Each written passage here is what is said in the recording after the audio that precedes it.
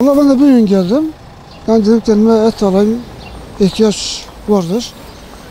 Yani Rüzgar'da batık kuyruk, epey kuyruk var. Dışarıdaki olacağı mesela 43'tür.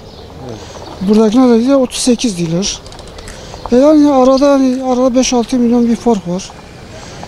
Şimdi millet de fakirdir. Millet mecburi yani buraya yöneliyor. Zaten imkan olsa gelmez zaten buraya.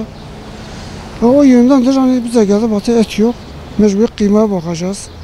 De oluyor olmadı çekip gideceğiz. Saat adam 7'de gelmiş, ne adama sıra gelmemiş ya. Böyle bir şey olur mu ya? Ya şimdi gelişi bitmesi yani gelişi millet hepsi alması lazımdır yani. Yani niye böyle olsun yani bu sıkıntılar niye yaratılsın ki? Sebep ne yani? Tamam. Ya sen millete niye yani sıkıntı yaratıyorsun yani? Yani millet alamıyor mecbur. Burada sıra yok yani. Yine saatlerce sıra bekliyor burada.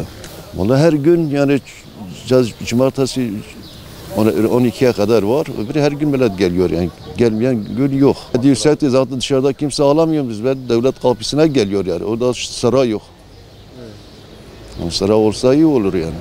Keşke 2 yerde açsa. Uygundur ya, normaldir. Çok farklıdır. 2 katına aşağı yukarı ama 1,5 katıdır.